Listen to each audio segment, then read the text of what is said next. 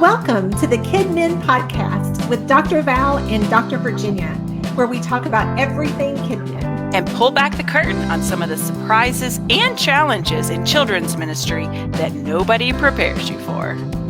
I'm Dr. Val, and together we have over 45 years of experience in children's ministry. I'm Dr. Virginia. Valerie and I met over 10 years ago in our doctoral program at Southeastern Baptist Theological Seminary.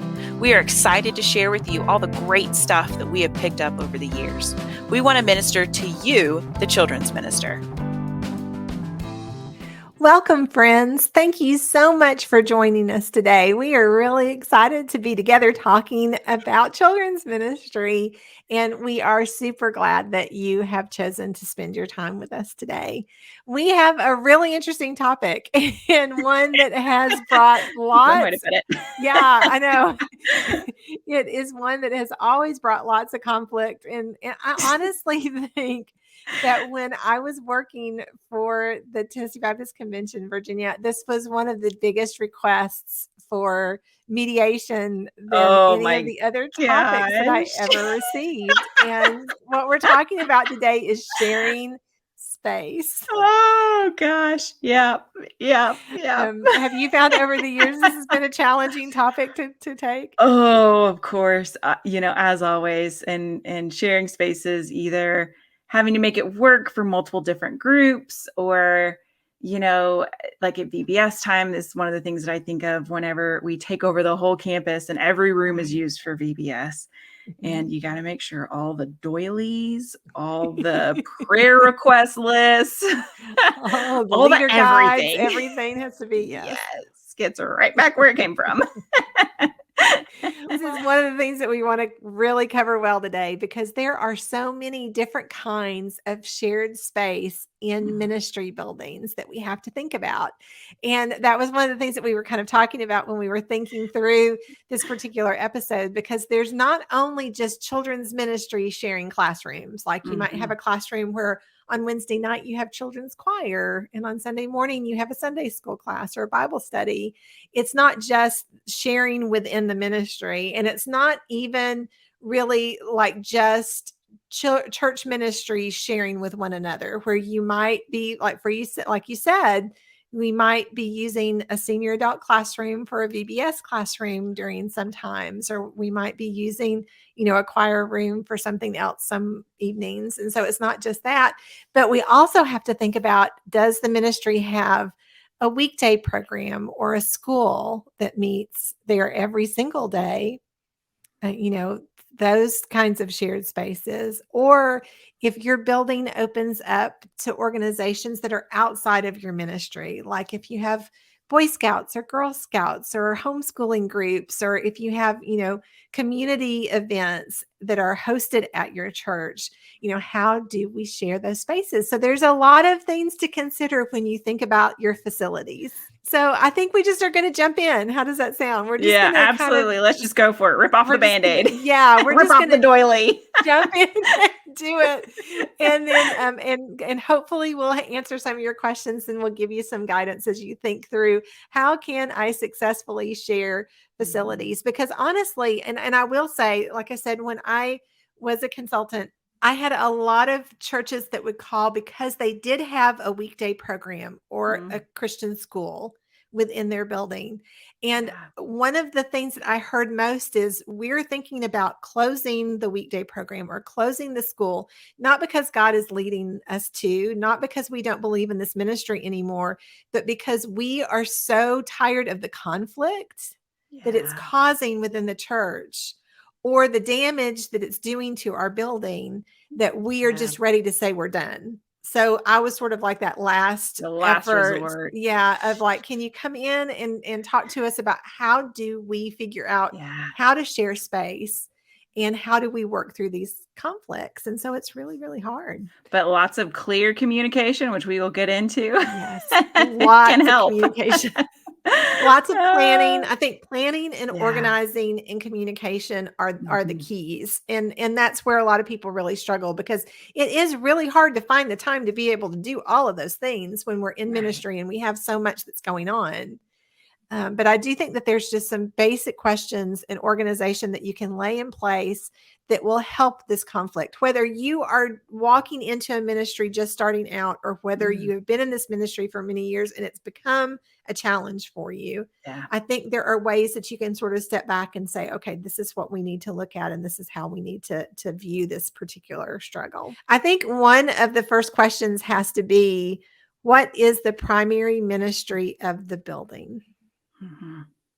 And even though that seems like a logical question, it's also a very difficult question because And depending on what side you're on, you're gonna have different views. right. And Yeah, you actually mentioned this when we were talking earlier about the yeah. fact that, okay, is the primary ministry the ministry that spends the most time in the building, or is it what the ministry building was designed for Mhm, originally? mhm. And that has always been my guidepost in ministry over the years where I've served, is that I know that a weekday program or a school may use the building 5 days a week or 6 days a week. And they might feel like, well, we're here the most. So technically, this building belongs to us.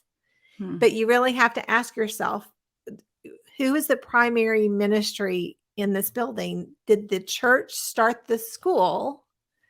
Or are you a church meeting in a school?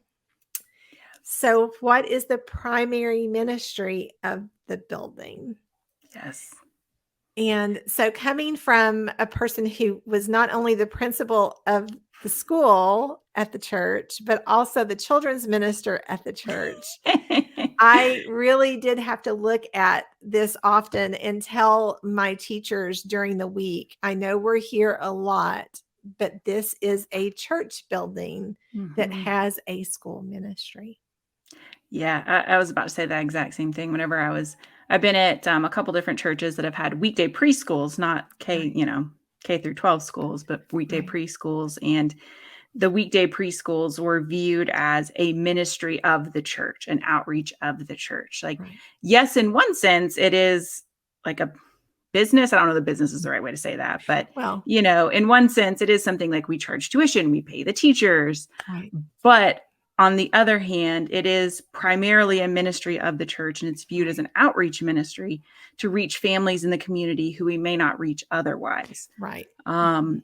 And with that too, and this setup can certainly vary church by church and instance by instance, but our church was the one that paid for repairs or Right, building upgrades, repainting the building in the summer, that sort of thing. Like that came right. out of the church budget because Yes, again, it was a church building, it wasn't a school building, and that ministry it existed, the preschool existed as a ministry, right. and so the church was responsible for keeping the buildings clean and the rooms painted and all those sorts of things. Right. Well, and that was one of the things that I used to recommend to churches a lot when they were thinking about starting a preschool or starting a K through 12 or K through 6. They would say, exactly, how should we proceed with this because it's a shared building. So we're just all going to, and I said, the best thing that you can possibly do is to literally write up a contract between you Absolutely. and the ministry, like to be able to say, these are the things that church budget is responsible for. These are the things that the weekday budget is responsible for, and this is how we are going to maintain the building and how we're going to look at the wear and tear, because that's the thing. Weekday K through 12s, K through 6s, they're going to wear and tear the building. Yes. But a lot Yes. of the churches that have chosen to be a part of that ministry look at it like, we would rather the building be used 5 days Mm, a week than for it yes. to just sit here empty for Right. the most of the week. So we Hmm. want the wear and tear on our building.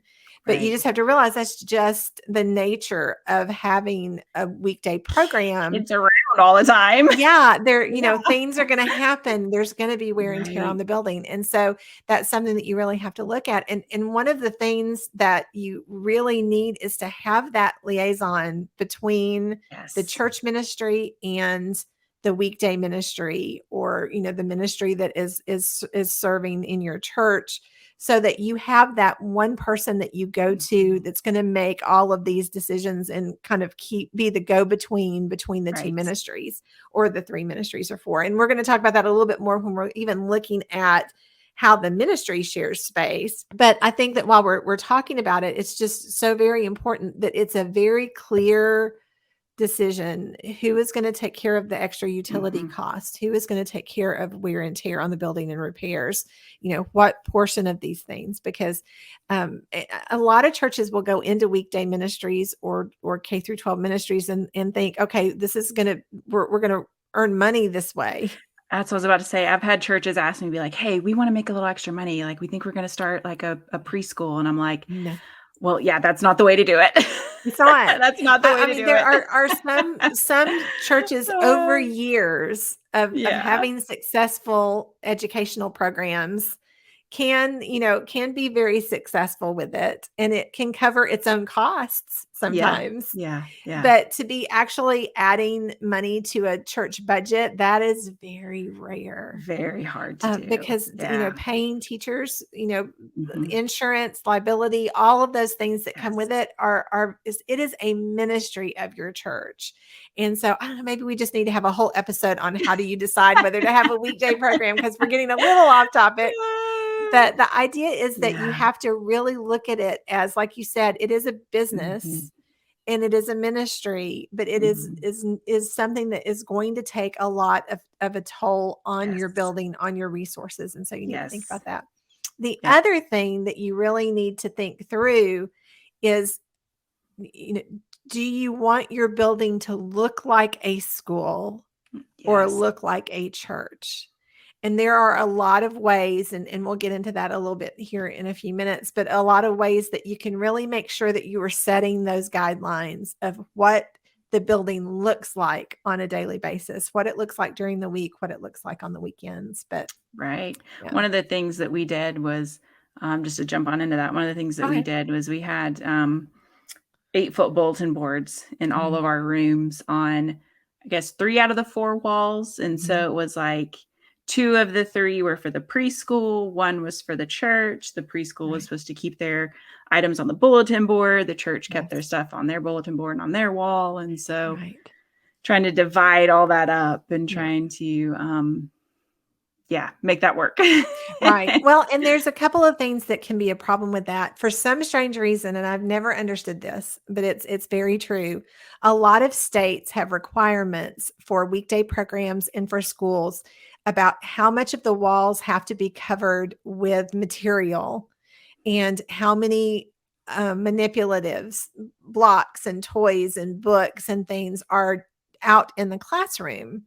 And the thing that's really frustrating about it, quite honestly, is that a lot of times those state requirements for what has to be in a classroom do not agree with the state fire code requirements. And Of so course. it can make things really, really messy because you have all of these requirements that you're trying to meet. Right. And so you have to think through that before you make the decision about what kind of accreditation you're going to walk Mhm. into, because Yes. a lot of them do require a certain amount of things on the walls, a certain amount of things in the classroom. But you also have to be sure that you do make it where that can be changed out, which it's a lot Mhm. of work, but where the teachers literally turn and hide things and store things, and Right. that goes for the things on the walls as well, to have those dedicated bulletin boards. A lot of the teachers over the years would use the project boards, Yes. like a lot of the things that are supposed to be like displayed in the classroom, instead of posting them on the walls, they would put them on the trifold project boards so that they could be sitting up during the day, during the week. But that was a very easy storage, just you take the item, close it up, and put it away for the weekends, for the church times. So it's having to come up with these creative ways Yes. to be able to store things and to hide things. It's really important, but it is very important to understand that the leaders of the weekday programs need to understand that as a church, you really don't want leaders coming into classrooms that are completely set up as a Yeah. school because they want it to be able to be set up as a Sunday school room or a Bible study room or a choir room. So you have to be very mindful of who has space in the room, like that there is Mhm. a dedicated bulletin board for people and that they know that the things have to stay on that board and can't be placed other places or that things are done. So Right, and that's that's important. that's one of the an example is, we had a teacher who was a teacher in the weekday preschool and wanted to do again, and what her mind is in her classroom in, like, a Dr. Seuss theme, and we had to Mhm. very gently be like, "No," it's very creative, but no, Right, like, this is a Sunday school room, this is an right, Awana room, it needs to be generic, right, whatever you do, and it needs to right, be just because of my personal beliefs about not having secular things in our right, classrooms, in our Sunday school rooms. Um, right. so yeah, so just Right. That's where handling those project boards can be conversations. super handy and, having those Yeah. to, to be able to say, it's you can have these things if the school allows it, but it has to be portable or it has to Right. be able to come down. And having those conversations just graciously with the benefit of the doubt, because she just wasn't thinking. I mean, Right. to her, that's her classroom. And so, she certainly didn't mean anything by it and just giving people the No. benefit of the doubt, even whenever Right. we have to redirect. Right. Well, and I think that's where leadership really has to be involved because that was Yes. where, as someone who was in charge of the weekday program in the K through 12 school, I was in those staff meetings to hear, things that were going on. And then when I would have my faculty meetings Hmm. and meetings with our preschool teachers, I would make sure that we covered all of those kinds of things too. And so it was that communication to let people Hmm. know, okay, that we need to make sure that we're doing this, we need to, so you have to have that person that is having those Yes. conversations and that's keeping up with it. Like I would make the rounds, during the week to make sure that the weekday teachers were following all the instructions that they were given. And then I would check everything on Monday mornings to make sure that, the church leaders had been following everything that we had Right. discussed. So it's important to have those key people in place to have Hmm. that communication going because it's a constant. Hmm. It's every week, Oh, it's every yes. day. You have to stay on top of it and you have Yes. to make sure that you're meeting those needs. And a lot of that comes with storage and supplies too, where, Hmm. if you have specific cabinets in the classroom that are marked for the weekday program and specific Hmm. ones that are marked for the Sunday morning program, so that way you don't have missing crayons, used glue, scissors that are broken, that kind of thing. It Hmm. really is helpful. I mean, and I know a lot of people want to say, well, church supplies, everybody can use them, but you have to remember that it's really frustrating if you think you have supplies and then you open that cabinet and they're not there. And I've just found over the years that it just makes things go so much smoother if I had cabinets for the weekday and cabinets for Sunday morning or Right. Wednesday night. And Right. actually, I really tried to do that even if I didn't have, because I did serve at Hmm. some churches where we didn't have a weekday program, Right.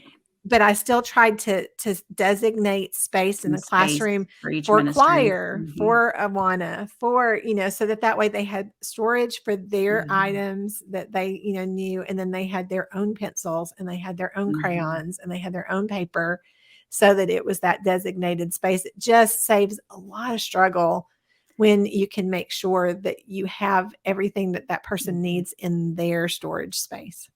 Well, and it's kind of one of those things too, when everyone's responsible, then no one's really responsible, if that Mhm. makes sense. Yes. So it's like it's easy to be like, "Oh, well, it must have been Awana that broke that," or "Oh, it must have been Sunday school Yeah. that broke that," or "Oh, it must have been the weekday program that broke that."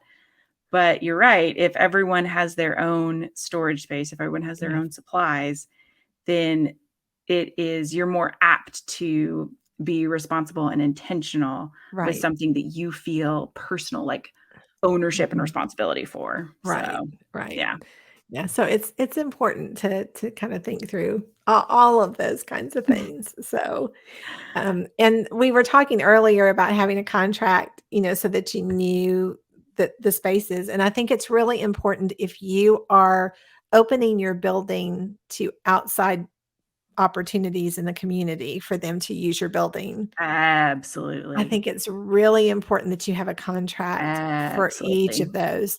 And it's Yes. really easy to kind of go, oh, yeah, they can come in and, this homeschooling group can meet, on Thursday mornings and it's no big deal, or a scout troop or, like an AA meeting, or there's all of, these different kinds of Mhm. community things that happen that our churches are so willing to share space for. But I think it's really important, again, that you have your guidelines. What is expected? What are they expected to clean? What are they expected to set up and tear down? Yes. What times are they going to be there?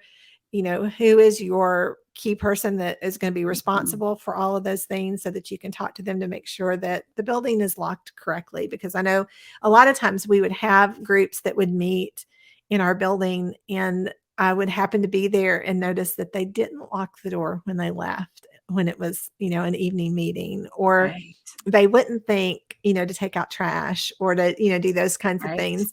And so I think it's just really important that we are making sure that they know what their responsibilities are. And then there's this point that you get to, there were some times where we would have to say, I'm just really sorry, we can't have you in the building anymore because we have these guidelines that we just really need met, and they're not happening. And so you Mhm. have to have that person that can make those calls when you have to, but it's really important. Well, and it's like a phrase that I've heard, clarity is kindness. Mhm. And so you are doing a kindness to this group to make Yeah. your expectations abundantly clear, because they Yes. can't meet your expectations if they don't know what they are. Right. Exactly. And if you are having to have that conversation where, "Hey, Mhm. I'm sorry, you can't meet in our space anymore," you want it to be after Mhm.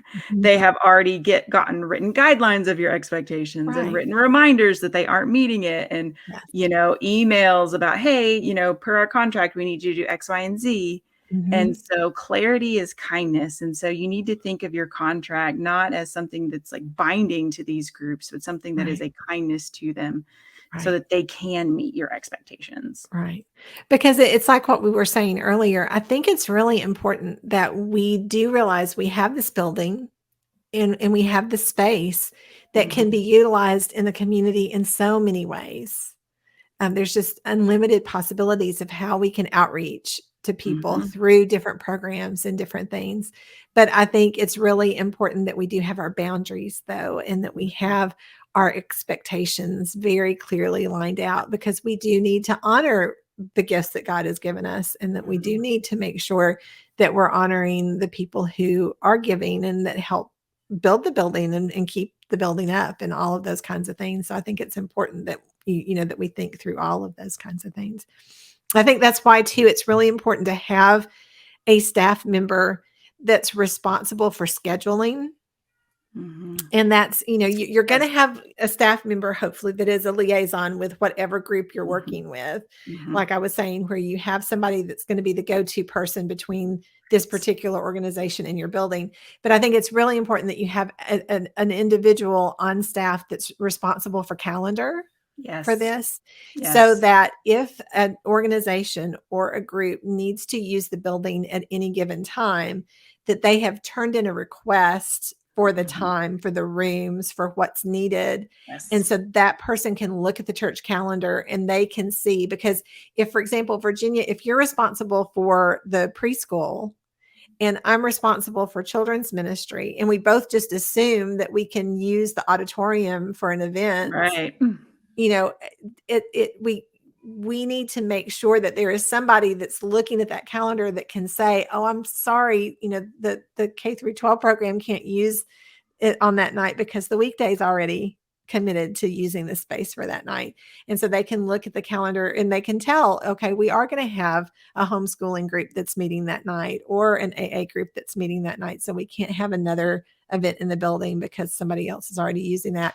And so to have those forms where you Mhm. have leaders that have to actually fill out a form to say, we are wanting to do this particular event at this particular time, and have, a place for them to be able to write out exactly what they're going to need, what kind of equipment they're going to need, what time they need in the building, what time they are going to be leaving the building, all of that information. So you have that staff person that is going to take that to staff meeting, or going to take that to way you have to set up your calendar to be able to say, yes, you have approval to use that, or no, you don't.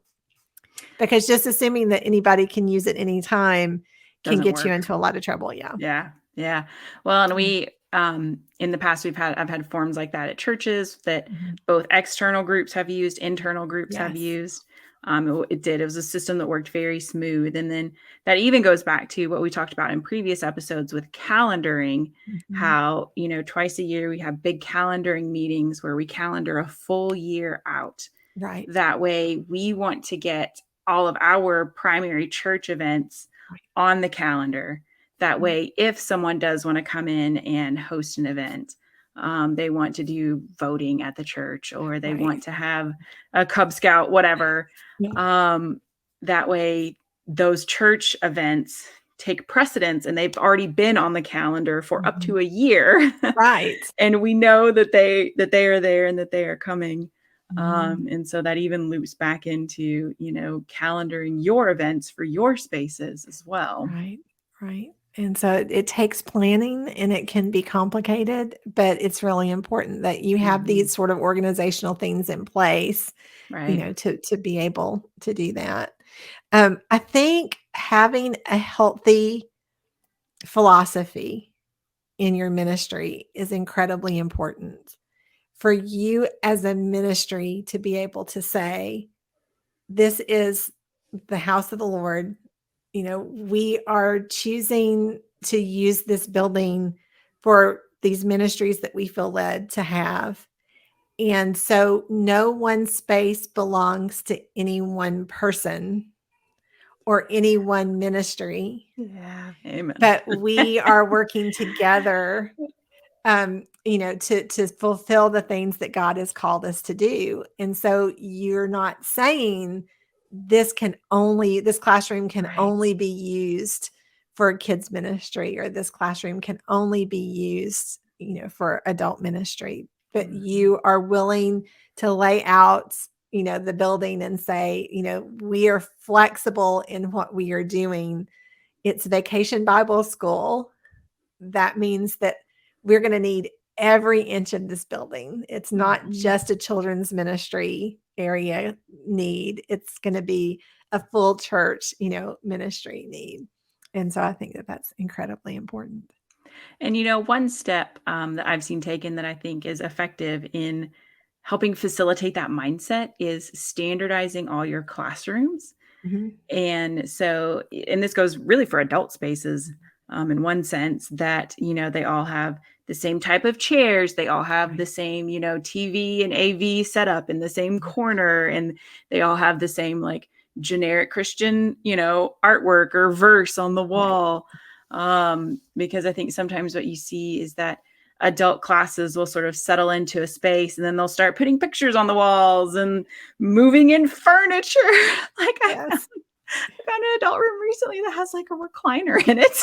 And I'm Yes. like, why is this in here? Why I is this in here? I have to tell you the story. It Uh, was I think it was one of the most eye-opening, moments that I ever had as a consultant, where there was this sweet children's minister that I had been working with for years as they built their new building. And so I had done a lot of walkthroughs with her. I'd done a lot of planning with her because they were just so excited about having their first real preschool and children's ministry space.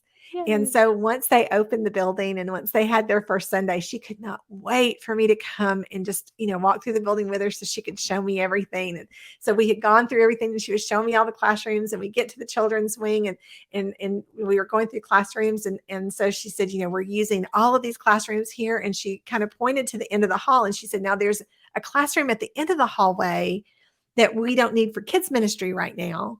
So we're letting a senior adult class use it until the children ministry grows. And then they know that they're going to have to relocate to another space in the building because that will revert back to a children's classroom. Oh And so no. I said to her, you see what's coming. I Yeah. said to her, do you mind if we took a peek in the classroom? And she was like, well, yeah, it looks just like all the other classrooms, but come on, we'll take a look, because I just had this feeling. And we Yeah. open up the door, and this once pristine, neutral color classroom that was designed for kids. We walked in and the whole room was painted like a really dark burnt orange. Oh my. And there was all of this artwork that was hanging on the wall, and I don't mean like just little pictures. I mean Yeah. those big ornate frames of like the Oh, Last wow. Supper and like all of these like, like big frame, like the fancy gilded, Oh frames that were around the gosh. room, around a mural that had been painted on one wall with the senior adult classes like name, like they were, How do they how they have were time like, to do all this? that's What what if they she said. No, I'm not done though. There was this huge wooden pulpit in the front of the classroom, like that Oh was sitting like for the teacher gosh. like to use. And then Yes. all of the chairs in the room were these huge, like upholstered like chairs, like real Like like, armchairs. yeah, that were like in a circle in the room. And she just stood there with this look on her face. And she was like, when did they do this? Like she had no No clue clue. whatsoever. And I just looked at her and I said, I am so sorry, but you will probably never get this room back. Oh, Just because, I mean, they had made it yeah. They had their moved space. in. They had moved Yes. in such a short, I mean, they'd only had the building open for like a week and a half. And so I say that I tell that story, to say you have to be so careful about making sure that people understand that, the classroom where they have been meeting for however long they've been meeting might not necessarily belong to them. That Yes. you have this ministry philosophy that the classroom that you're in right now is the classroom that you're in right now, but that might not always be your Right. classroom That because could we might change. need to move space. We Yeah. might need to, so you Yeah. don't want to encourage, leaders to make it, but I am the same way with children's space. I know that people put a lot of money into a lot of these really fancy overlaid themed children's ministries, and they're beautiful. But the big issue with it is it does very much so define a space that is very hard to change. Right. If you have Right. an under the sea theme for your entire children's ministry, when you have a VBS that is a game A theme desert. or a desert Yeah. theme or it's very hard to Yeah. overlay your themes and things when you have these very elaborately painted and set up Right. classrooms. So if you have the ability to sort of think through that when you're making your Mhm. initial decisions about, okay, how do we want to decorate these rooms and these halls and these classrooms, it's really looking at how am I going to be able to make it as flexible as possible in Yes. case we do need to make changes with our space, in case we do need to bring different groups in. And so Right. because people get very protective of their space Yes. when it comes to church. And so it's really a philosophy that has to come from the staff, that has to be really, really well sewn into your ministry to be able to say, this building is God's building and it may need to be flexible. We may need to be able Mhm. to move things around. And I'm going to go back to your story as well, which your horror story. I know. I will never forget the look on her face. I just will never forget it because she was Oh, just I can't heartbroken. Like, imagine. oh I no. can't imagine. Well, Right. but I feel like that's also an illustration for why we need clear lines of communication about spaces. I'm like, Right. who let them into that building? Who, Right. if they got in on their own, who gave them a key? Like, Right. who gave them permission to do that? Like, Mhm. because again, in my mind, I'm sitting here thinking, how did they get in there to even do that in the first place? Right. Someone should have said, oh, hey, you're painting a room in the children's building. Uh-huh. Go talk to the children's minister. Oh, Right. hey, does Miss So and so know that you're doing this? Oh, Right. hey, because how would they do that completely undetected? Right. Is one of the Right. things I'm wondering. And Mhm. so just going back to those, having someone who is the point person who is Mhm. responsible, having those clear lines of communication about who you talk to about what questions and what issues, Mhm. having that in writing in your Right. contract, Right. Right. having that clear amongst your staff, all the Yes. way down to the well-meaning janitor who let them in the building and who Yeah. had no idea that they weren't supposed to be there painting the room.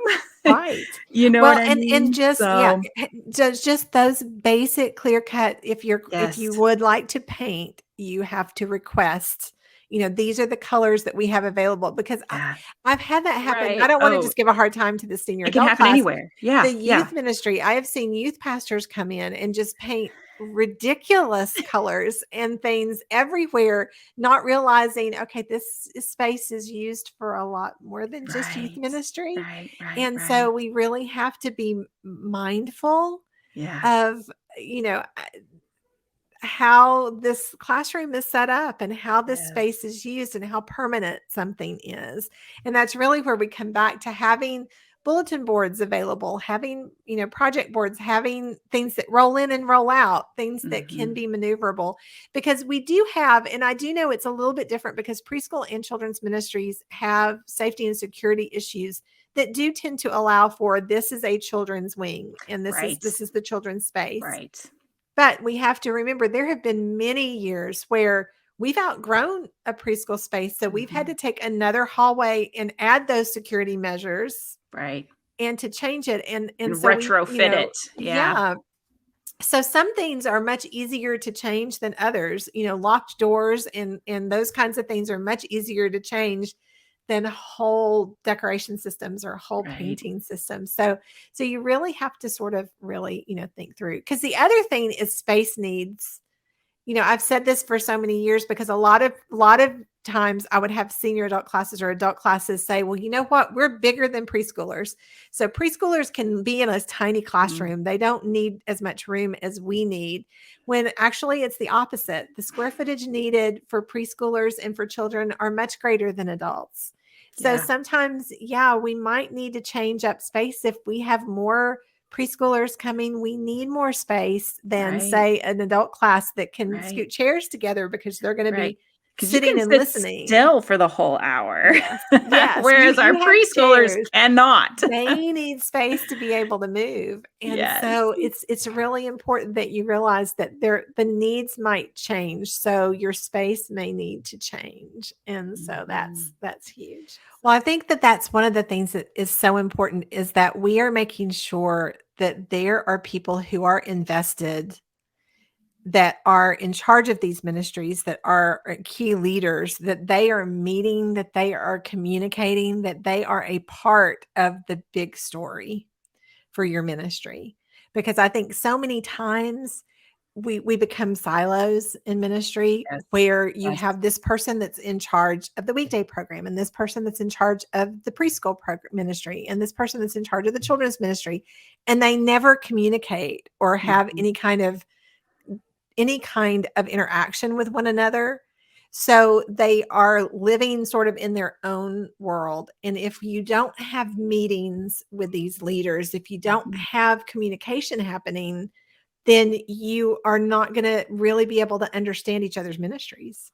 People who are living in their own little world seem like aliens with some Right. of the things that they want and some of the things that they suggest because you don't understand them Right. or what they're doing. Right. So, Yeah. yeah, that is one of the things that I felt like we did really well, Mhm. um, with the weekday preschool was that the weekday preschool had kind of over the years sort of in some ways sort of become its own entity, but we worked really hard to sort of refold it in as a ministry of the church. Yeah. So like for example, as the key leaders, the director and the assistant director, we required those positions to be church members, and so Mhm. as people vacated those positions to go to other jobs, they were replaced by oftentimes qualified church members who were also already teachers at the preschool, Right. but were, church members who were then Mhm. the key leaders of the preschool. Right. The preschool director attended staff meetings, the church staff meetings Mhm. as well, and so Right. was in there weekly. As the children's minister, I sort of functioned almost as like a chaplain to the preschool, and so would do Right. like a chapel with them and that sort of thing. And so there's just lots of different ways to Mhm. try to create opportunities for communication and for overlap. Our weekday preschool teachers, who were also church members, would serve once a month in the preschool ministry. So Right. they were seeing both sides of it, seeing what happened on Sunday mornings, and then obviously they're Right. in the classroom during the week. And so I think from both ends, the more that we could understand, what was going on, as a ministry leader, what was going on during the week, Mhm. or as a weekday preschool director, what went on Sundays and how the space was used on Sundays and Wednesdays, Right. the easier and smoother that relationship and those conversations were. Right. And then even just having a pre-existing relationship, that way, if you do come in on a Wednesday night and something's not cleaned right or Mhm. something's not put away properly, Right.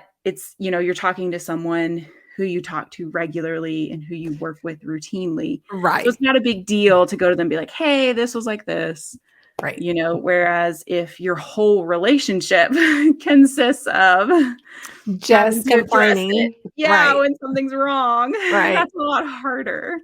It And really, so really finding is. those ways to create overlap and build relationship are so, so valuable.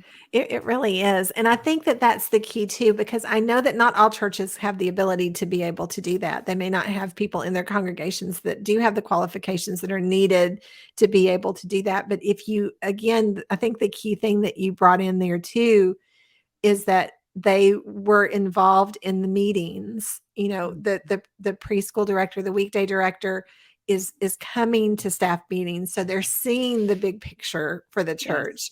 They're able to look at the whole ministry and see what's happening. They're not relegated to just their area right. and then somebody's just reporting to them or going to them, but they're really brought in as a member of the church staff. And Yeah, so that yeah, makes them feel a part of it. So you don't have that, because I think all of the churches that I worked with that were having conflict, it's because of exactly what you said. They would have a leader that wasn't a part of the church ministry at all. And so that right, leader was very defensive about the weekday program or the right. school program. And because they didn't have a connection to the church ministry, I didn't they really felt like all of their understand. responsibility was just to push for whatever the school needed. Yeah, And there did yeah. become this conflict between the two.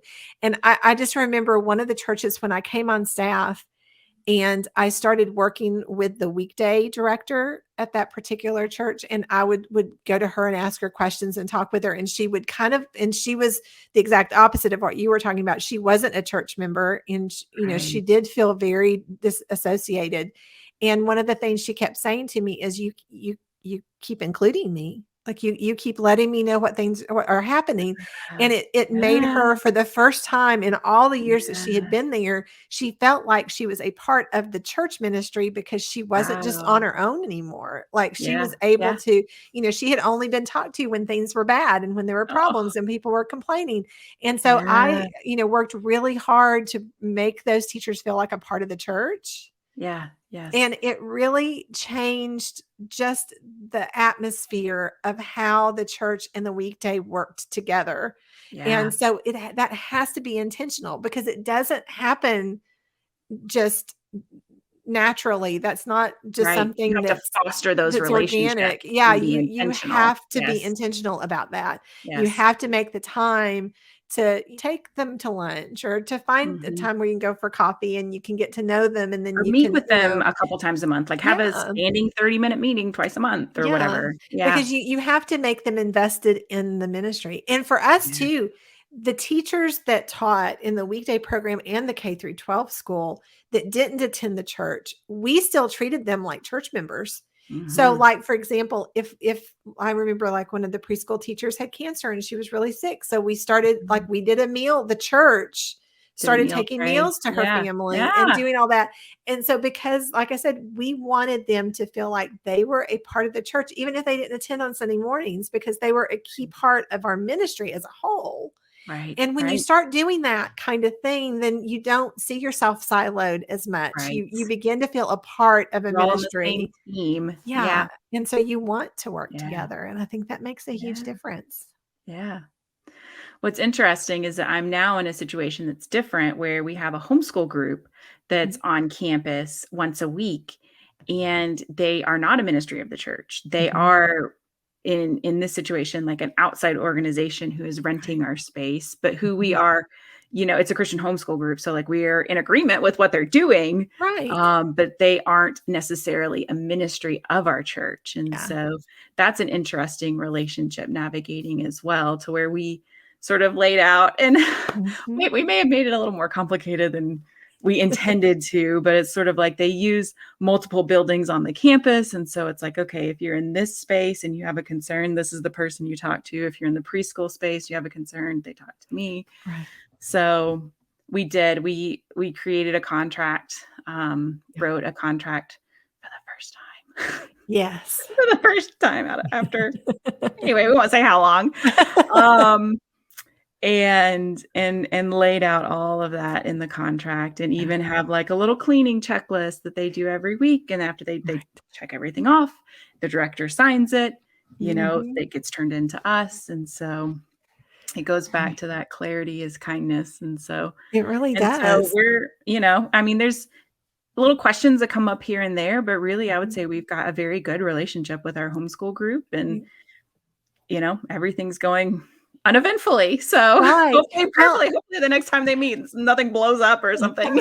well, it's exactly what you were saying before about how, how can they know to meet expectations if Mhm. they've never been given the expectations to meet? Right. And Right. so it's finding those ways that we can make sure that we are communicating and saying, Mhm. these are the things we need, these are the things that we expect. So that when you're going into these situations, you know where you Everybody are. understands. Everybody Yes. is very clear about what needs to happen. And it's like you said, it's not being tough on somebody. It's not being too particular. It's truly a kindness to be able to say, we want to work together to make this happen. And so this is how we go about that. And there's so many ways. There's so many ways, and everyone does it differently. But there's so Mhm. many ways to help your church leaders, your teachers, the people that are using your building come up with creative ways to be able to meet all the expectations. Mm. Find ways to have storage, to have like we Right. said, you can help your teachers find ways where they can hide things in the classroom when they need to, and pull things out when they need to, and you have that ability to be able to work those things out. And it's just really important that you have those expectations ready, but you also plan for training, you Mm. plan for Yes. meetings, you plan to Yes. have these conversations, and that Yes. you just keep that communication going. Absolutely. Well, Dr. Virginia, this has been a fun conversation. It's challenging, it's stressful, it is overwhelming at times, but it is doable. It's Yes. something that Yes. can be worked out in a way that it's fair to everyone who's using the Yes. building, that's fair to everyone who is participating and cares about the ministry, because ultimately that's really what happens. People are so invested and they care so much Mhm. that the space just matters to them, and it becomes home to them, and they want, things to be their own. And so it's a tricky situation sometimes, but it's definitely something that you can work out. So, Dr. Virginia, it's been fun talking with you today. I hope that we have been helpful to our friends. And friends, we are very thankful for you. We are thankful that you took your time today to join us. We are thankful that you are part of this community that we are so wanting to build and wanting to help. And so please be sure to comment, to let us know if you have questions about this topic, if there's more information that you need or other things that you would like to hear about. We want to hear from you. So please comment, please send us a message, please let us know. And we look forward to talking to you again soon. Bye-bye.